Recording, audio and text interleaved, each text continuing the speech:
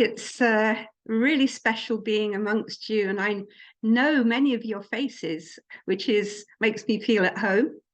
And I've been really enjoying preparing for this time with you.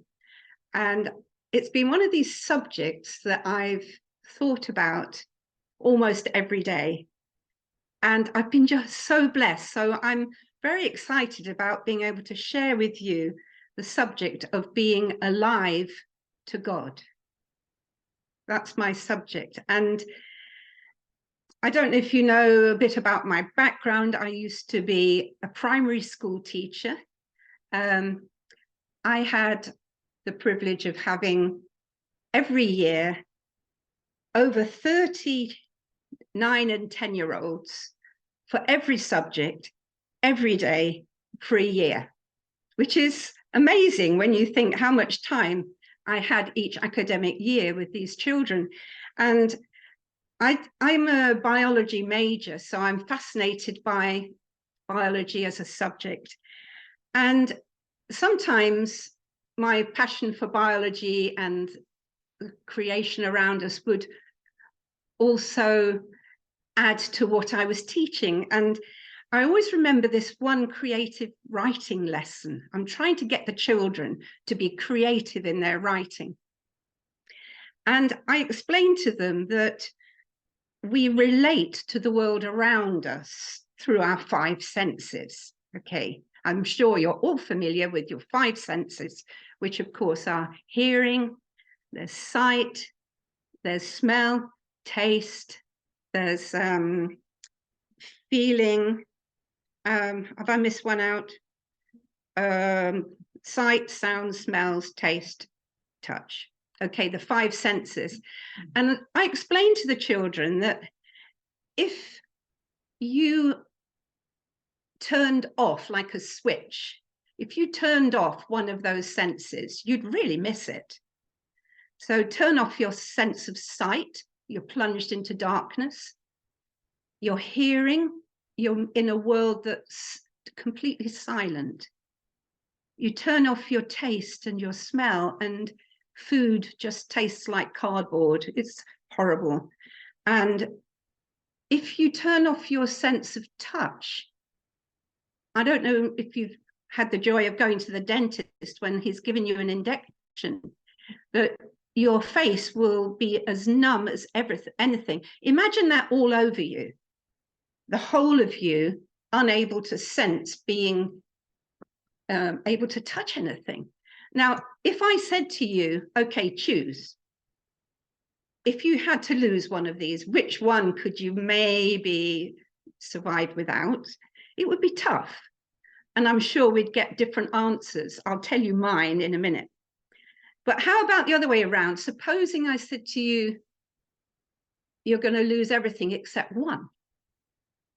I mean, you can see the enormity of how important it is to know that you are present in a room and you can interact through your senses. So I explained to the children that if they want to do really good creative writing, that they should describe using mentioning something they hear, something they see, something, and describe it. And the more senses you can bring into your description, the more the reader will feel like they're really there, because you've made it come alive. And I got some brilliant pieces of writing about birds singing in the trees and the smell of the flowers and the gorgeous blue sky, you know, lots of things, and some quite sort of scary ones about dark dungeons smelling of rotting straw with moonlight streaming through the bars of the window, and all kinds of things you can bring with the dripping noise of water in the corner. I got some brilliant writing from the children, just putting this into action. Now, I think the worst one for me, on thinking about it, was to lose all sense of feeling, touch. If I couldn't touch or feel, I would be I wouldn't know what to do. And this, of course, is a description of leprosy, where your nerve endings become deadened to sensation, which is why leprosy produces maiming, and you don't realize that your hand is on a hot stove and burning, so you lose your hand and different things. The sense of touch is so important. Now, the reason I'm starting off with this, exploring this whole area, is I'm talking about our bodies, what we can feel and experience just as a human being that's alive. But I want you to now connect with the inner sense that God has given us, which is equally as varied and important. Once you see it everywhere in the scriptures. You see it absolutely, that we're meant to be alive to God. And that just doesn't mean that we're alive. We can hear him, see him, we can feel his presence, and so many things which you can experience as a Christian, because he's given you new life within, and that life carries with it a powerful sense of being alive in these dimensions. And when I look at Genesis chapter 2, verse 17, when God said to Adam, of the tree of the knowledge of good and evil you shall not eat, for in the day that you eat of it, you shall surely die. God was referring to that inner life. They didn't drop dead on the spot when they ate the fruit. It was the alienation, the sense of being dead to God. And you look at the awfulness of not having that relationship with God within. You've got to rely on your outer life, which is pretty exhausting, to try and maintain a life pleasing to God just through outward means. We've got an inner life which is alive to God. And I just wanted to explore a little bit and show you that there are some amazing scriptures that talk about these spiritual senses. I tend to think of my spiritual senses being here in my heart. Okay, I can imagine my heart with ears and eyes, and there's a sense of God which is right in here, which is why you can be in awful circumstances outwardly, but inwardly you see things differently. I don't know if you realize, I spoke to once, I was in Ireland and I met a fireman, and he said, did you know, this was some while ago, I hope it's still true. I said, did you know that there have been no fatalities in Ireland through fire if a house has got a working fire alarm? And I was shocked. And he said it's true, because the fire alarm is very sensitive. It'll wake up the household. Everybody will spot the fire and get out. And I think the sense of hearing is so amazing. I mean, how do you wake somebody up? How do you wake yourself up? It's through the sense of hearing. You set your alarm, that awful noise that goes off at 6 a.m. to get you up for work. The sense of smell won't wake you. The smoke will have engulfed you before you really smell it. The sense of sight won't help you. Your eyes are shut. The only other sense that might help is if somebody gave you a good shake. But hearing is often the way in to awaken that inner life. Now, I'm speaking to you and you're listening to me through your ears.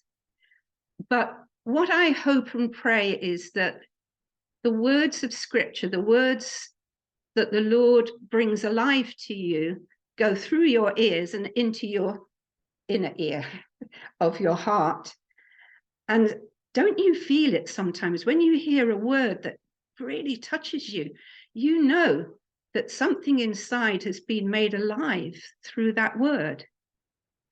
And there's so many scriptures. I mean, Romans 10, verse 17 says, so then faith comes by hearing, and hearing by the word of God. And here is a key to the beginning of unlocking this inner life, that it's the hearing of faith. There's something about believing God that is the dawning of his presence in your life. And this is reinforced in Galatians when Paul is writing to them, because these Galatians were sinking back into outward form, which is often what Christians end up doing when they've kind of getting too legalistic. They're thinking, right, outward form, we have to try harder, and Paul says to you, I want to hear from you. Galatians 3 verse 2. Did you receive the Spirit by the works of law or by the hearing of faith? This is it again. We're not going around listening for voices through our physical ears. We are hearing God's word, and we are allowing that word to produce faith in our hearts and make us come alive to the presence of God. We're talking about the counterpart of our physical senses are there for us in fullness if we will only allow them to be awakened. There's other scriptures I've written down. In Romans, Paul is talking about the disobedient Israel. In Romans 11, verse 8, it says, God has given them a spirit of stupor, eyes that should not see and ears that they should not hear to this very day. That's the effect of trying to find God through your own effort and through works of the law. It's as if we receive a spirit of stupor upon our inner life. Because one of the major parables that Jesus told, and in fact he said, if you understand this parable, you will understand all parables. You know what I'm referring to. It's the parable of the sower. And you look how many times it talks about hearing. In Matthew 13, in verse 18, Jesus is explaining the parable of the sower to the disciples. And he said, therefore, hear the parable of the sower. When anyone hears the word of the kingdom and does not understand it, that's talking about the inner ear, the wicked one comes and snatches away what was sown in his heart. You see, it's immediately connecting it with the heart. This is he who received seed by the wayside. And then he talks about the stony places. Then he talks about tribulation with the thistles and everything.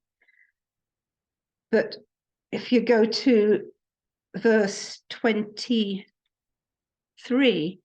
he who received seed on the good ground is he who hears the word and understands it, and who indeed bears fruit and produces some 100-fold, some 60, some 30. I don't know when you first experienced that inner voice of God, where you knew that there was something, like I said about you wake up somebody by calling their name, or it's through the hearing sense that we come alive and come awake. And I don't know when you first experienced God. I remember when I was quite young, my parents took me to hear Billy Graham in London, and my parents, being in a sect, were going along just out of a critical attitude. They didn't really want to go with an open mind or heart, but I went along and I thought this was amazing in Earl's Court, thousands of people. I thought, wow, this is amazing.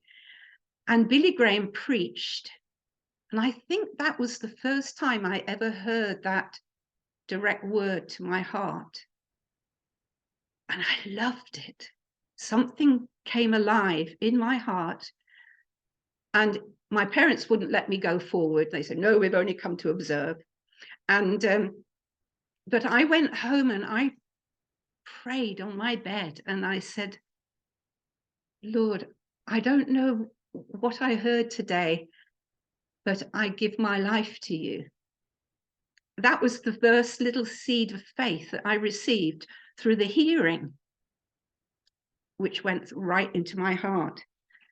So as you can see, our spiritual senses are lying dead, dormant, until that moment when God speaks his word. And that is, I suppose, common for, I'm sure there's loads of testimonies amongst us where when you heard God's word, it just, your eyes were opened and it was something amazing. If we move on to seeing, you know, the gift of sight is amazing. I would hate to be blind. But I remember hearing, I don't know if any of you remember a singer called Marilyn Baker, a blind lady. Yeah, I can see somebody's hand remembering Marilyn Baker. I always remember going to one of her concerts and she said, I thank God for my gift of blindness because it's shut my eyes to distractions and I can see him in his wonder and his glory here. My inner eyes have been opened to him. He said, give me the choice, which would I choose? No question. The inner sight where you see, so you hear and then you see something and you can't put it into words. It's so amazing. You've seen, it's like a revelation moment where you suddenly see he loves you. He's forgiven you. You're his. You know, there's all these moments of revelation that come. It says in Matthew 5 in the Beatitudes, I love this one, blessed are the pure in heart, for they shall see God. And I don't believe that means you're going to heaven when you die. It means it's now that when you want to put God first, you want your life to be pure for him, then you see God. There's that inner revelation of how wonderful he is. So many scriptures, once you start looking at spiritual senses, the obvious one, of course, is when Jesus healed the man born blind in John chapter 9. I love that account of the man born blind. And Jesus comes and finds him. And Jesus said, I entered the world. This is John 9 at the end of the whole thing. Jesus finds him, verse 39, and told him, I entered the world to render judgment, to give sight to the blind, and to show those who think they see that they are blind. Wow. Now the Pharisees, some were standing nearby, heard him and said, are you saying that we are blind? If you were blind, you wouldn't be guilty, Jesus replied, but you remain guilty because you claim you can see. Now, I told you I came from a sect. I knew how to argue with people, tie them in knots because I'd been to special training to do it. I like a Jehovah's Witness. I'd learned how to sort of argue Christians into corners, but my eyes were darkened and I couldn't see him. I could only see things, and I was totally blind. I was blind. But then one day I met a real Christian who said, I'm not arguing with doctrine. I want to give you my testimony. And they told me how Jesus had changed their lives. And I suddenly saw it. I saw it. Oh, this is all what I've been, is all not real. But the Pharisees, they didn't acknowledge their blindness. And Jesus said, you remain guilty because you claim you can see. There's so many scriptures about how faith and sight are also linked. For instance, in Hebrews 11, it starts off, that famous chapter on faith, says, faith is the substance of things we hope for, the evidence of things we can't see. And there's things that you can see in your heart that you know contradict outward things. You know, maybe there's some real test that you're going through.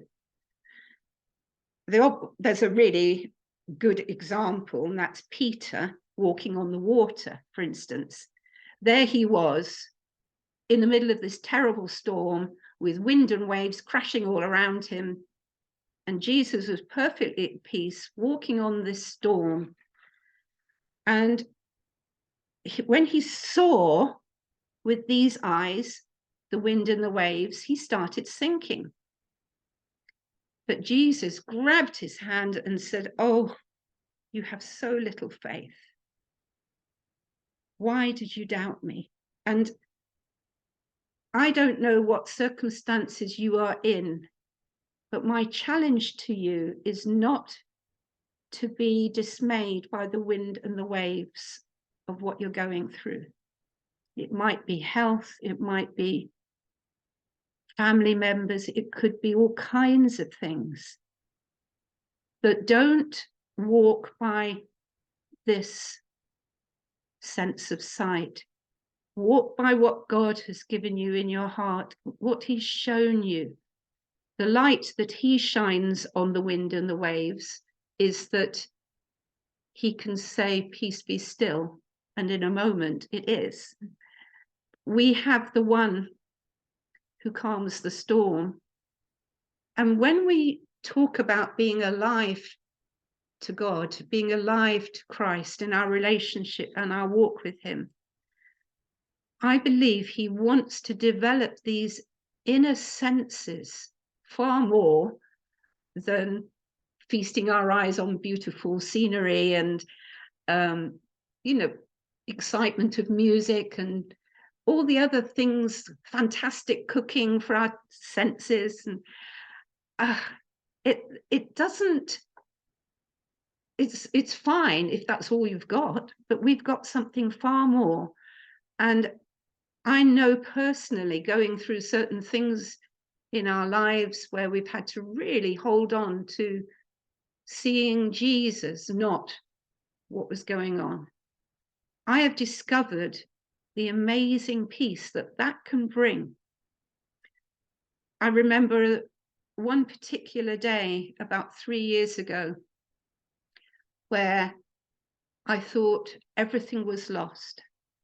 I thought the day had developed into something so awful and so without hope. I thought I would never get over it. It was so awful. It was to do with suicide in the family. This, like, I thought it had happened. I thought there's no way. And then I just had a line of a song in the middle of that panic. And it was a song called Be Still and Know That God is in Control. And I just quickly put it on. It was on my phone. I put it on my Bluetooth speaker really loud, and I played it over and over again. And it says, the words are amazing. You should look at it. It's called Be Still. I think it's Hillsong. And I tell you, as I sang those words, he says, what God has said will be done. And watch as faith and grace align. Wonderful words. And I kept singing it. And suddenly the day turned, and what I thought was an irretrievable disaster suddenly walked through the door, and all was well. And things from that moment started improving, and things went on to such an extent that I could write a book about it. Maybe one day I will. Right, I want to move on to the sense of smell. You might think, do we have a spiritual sense of smell? That's a bit weird, but you know, there's a gift of discernment, which I'm going to label as our sense of smell, because I don't know if you've ever picked up something that looks a little bit, is this milk still good? You sniff it and you smell, oh, that milk has turned. I'm going to tip it down the sink. Oh, yes, it's all curdled. We have a spiritual sniffer that will sniff out. It's like finding, you say, Lord, is this ministry right? Is this person, can I invest my commitment to what they're saying? No. There's something with alarm bells, which is like our spiritual sense of smell. And that's one aspect of our spiritual gift of smell. The other sense is the beautiful sense that Jesus, the house was filled with fragrance when Mary broke open the alabaster box. And it says I've written down another one that's got lots of nice smells in it. In 2 Corinthians 2, verses 15 and 16. Now God uses us to spread the knowledge of Christ everywhere, like a sweet perfume. Our lives are a Christ-like fragrance rising up to God. But this fragrance is perceived differently by those who are being saved and by those who are perishing. To those who are perishing, we're a dreadful smell of death and doom. But to those who are being saved, we are a life-giving perfume. And who is adequate for such a task as this? There is a fragrance about your life when you are alive and pouring out your love upon Jesus. That's what this woman did. When you personally on your own, you're pouring out your love on Jesus, or in a meeting, you're pouring out your love on him. You walk into a room and there's a fragrance. People think, wow, that person is shining. There's something about that person. They're walking with God.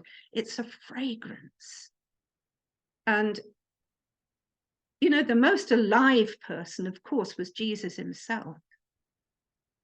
I mean, that's probably why he caused such a reaction.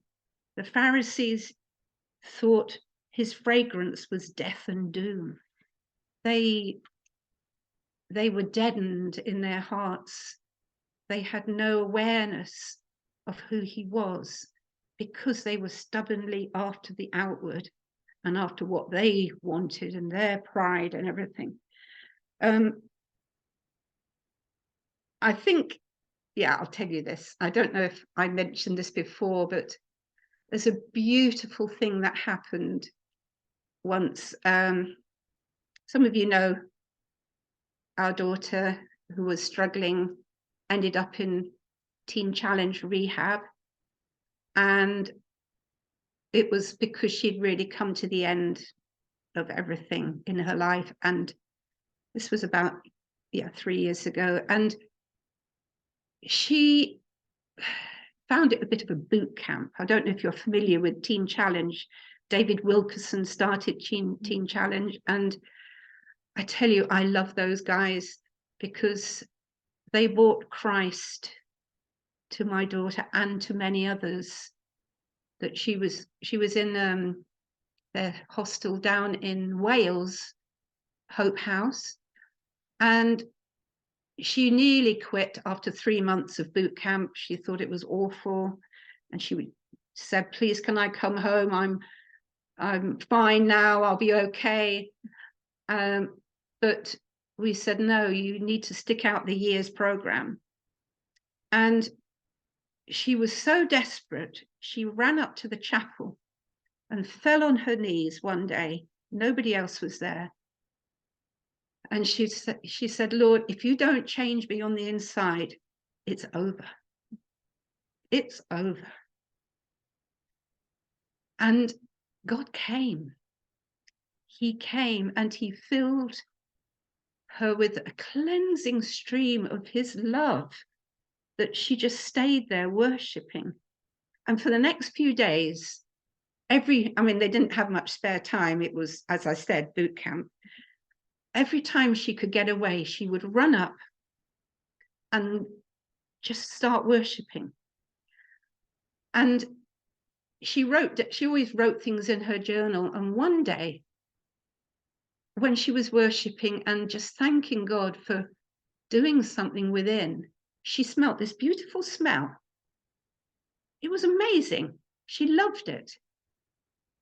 And she wrote it down in her journal, what happened, and forgot about it. And then about a couple of weeks later, a new girl came in the house and unpacked all her stuff. And Becky was her room buddy. She'd been there for a while, and so she buddied up with a new person. And this girl put out all these bottles of perfume and lotions and stuff on the dresser, and she squirted some on Becky's hands, and she said, "Oh, this is my favorite, it's lovely." And Becky walked off to her chores, rubbing her hands. And she stopped as she smelled the smell. It was that same smell. And she thought, "This is strange." And all day she could smell it on her hands. Finally, when they got back to their room, she rushed in and she said, "Rose, what was that perfume you put on my hands? What was that lotion?" And she lifted up this bottle of hand lotion, and it was called Pure Grace. That was the name of this perfume.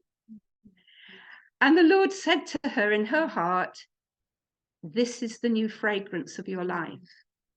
Pure Grace is now your fragrance." And she just was overwhelmed. And when she told me, I quickly went and bought her a bottle and sent it of the perfume. And it was just this lovely fresh linen smell, Pure Grace.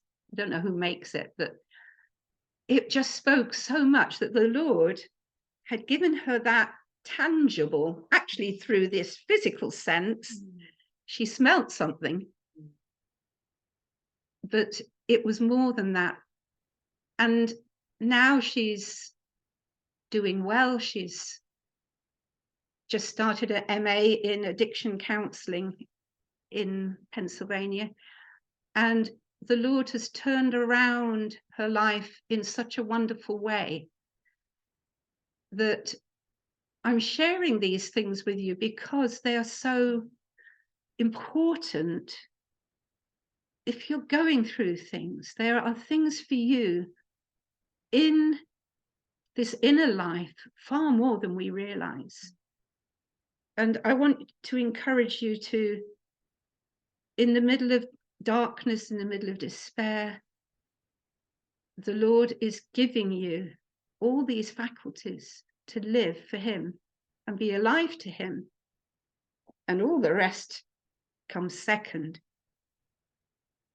Now, the sense of taste, I'm sure you can think of a verse like, "Taste and see that the Lord is good." There is a spiritual sense of taste. We can taste of wonderful foods in the spirit. in a way, when you think of fruits are delicious. I love berries. Berries are my favorite. I love raspberries, blueberries, anything berries. And the tastes are so wonderful. But you see, God has given us fruits, which actually kind of takes us into the sense of other things, but the sense of taste is important, because when you sit down and read your scriptures, when you've got the Bible in your hands, you can taste, you can eat good things, you can read with a listening heart, and God will show you things that you see, which you can then impart to others. Where to live from this source of the inner life, which is so rich and so full. And Jesus said in John, I am the bread of life. Whoever comes to me will never be hungry again. Whoever believes in me will never be thirsty. And here you've got two secrets in one verse. Okay, John 6, verse 35. We're talking about taste. We're talking about eating. And it says here, whoever comes to me will never be hungry. That's how you eat. You come to Jesus. You just come to him. You come to him in your, when you're going to sleep, you just come to him in your heart. You're eating. And how do you drink? It tells you, whoever believes in me will never be thirsty. Okay? So you come to him and you believe. You're eating and drinking. So, okay, I've given you the secret to spiritual nourishment. It's not rocket science. Come to him daily and believe in him daily, against the odds, against the circumstances, against so many things. Just keep coming to him. You're eating and drinking. Otherwise, it sounds too sort of, what does he actually mean? And they thought he means to eat his real flesh and drink his real blood, and they completely missed the point. There's so much in all of these senses. I mean, the sense of touch, of course, I've left till last, because for me, leprosy must be one of the most awful illnesses. I don't know if you're a fan of Paul Brandt. I have devoured Paul Brandt's books. He was a pioneer leprosy doctor in India back in the 30s, 40s. He only actually died in the last decade at quite an elderly age, but his books are amazing. They are 10 Fingers for God, Fearfully and Wonderfully Made. And these books, as a biologist, I absolutely have devoured them, because he looks at biology. He looks, as a doctor, at the cell. He looks at bone tissue. He looks at blood. And he brings out all these amazing analogies. But one of his things that he achieved as a missionary leprosy doctor was he discovered that leprosy didn't maim you. It was the injuries because of no sense of touch. And he pioneered such amazing stuff. I can't recommend him enough. I mean, but you see, spiritual leprosy, if you cannot feel anything spiritually, it's so awful. Adam and Eve, when they disobeyed God and they ate, they died. They must have felt an incredible empty void and deadness in their innermost being. They must have thought, what have we done? We feel, and they must have tried to fill their lives with all these other things. And of course, their own son was a murderer and different things. Sin came into the world. But you know what? Even there, God threw out a lifeline to them and said, I've got a rescue plan. I've got a rescue plan. And God always has a rescue plan for when we get into a terrible struggle. God has a rescue plan. But as I've been meditating on this, I've thought to myself, you know, when Jesus was dying on the cross, the most alive man who ever lived, he was alive to his Father in every dimension. But on the cross, that inner life was stripped from him through taking on our sin. And he cried out, my God, why have you forsaken me?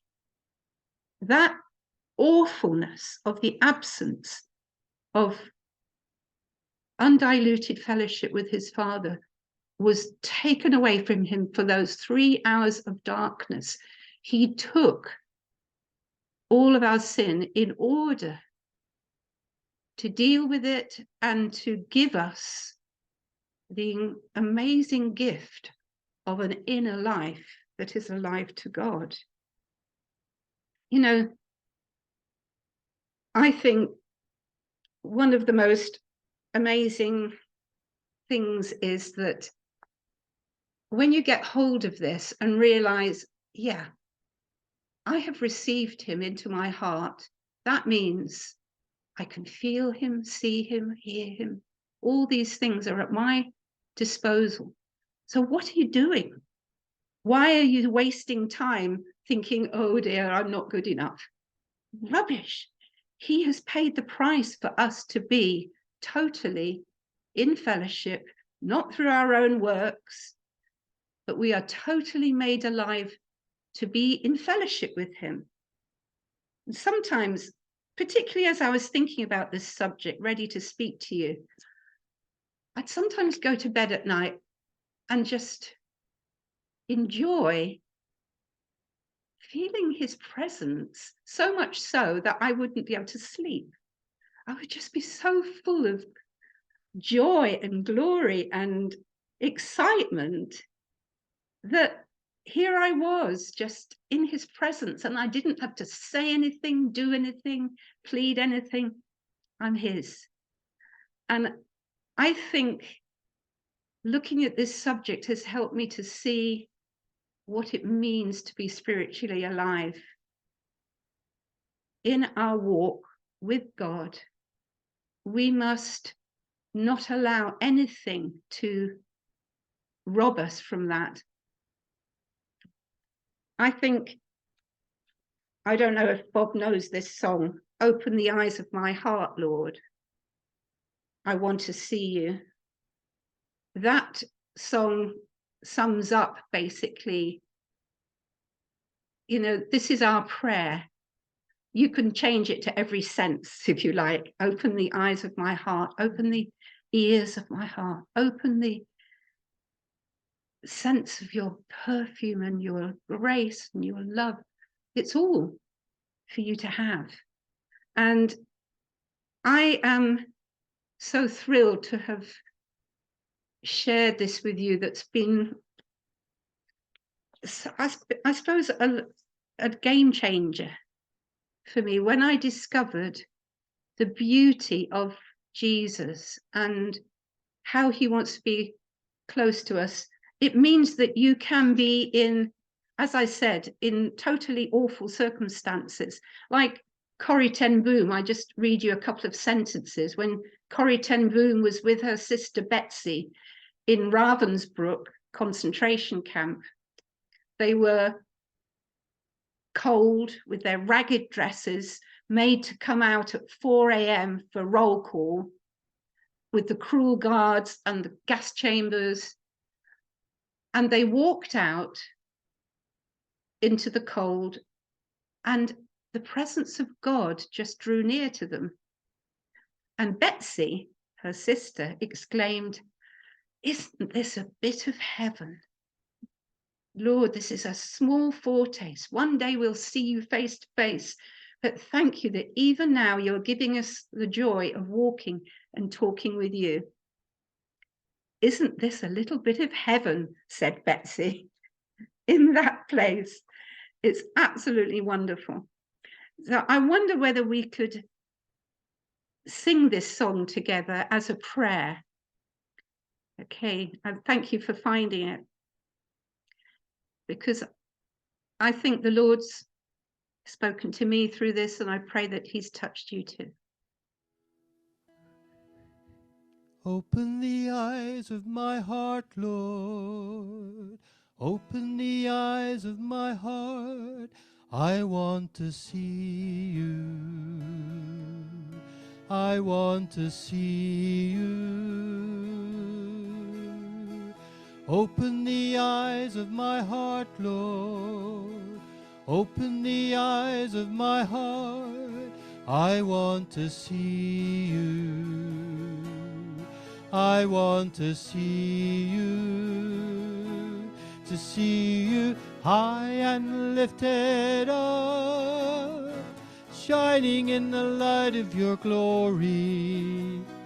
Pour out your power and love, singing, holy, holy, holy. Holy, holy, holy. Open the eyes of my heart, Lord. Open the eyes of my heart. I want to see you. I want to see you. Open the eyes of my heart, Lord. Open the eyes of my heart. I want to see you. I want to see you high and lifted up, shining in the light of your glory. Pour out your power and love, singing, holy, holy, holy. Holy, holy, holy. I want to see you. Open the eyes of my heart, Lord. Open the eyes of my heart. I want to see you. I want to see you. Open the eyes of my heart, Lord. Open the eyes of my heart. I want to see you. I want to see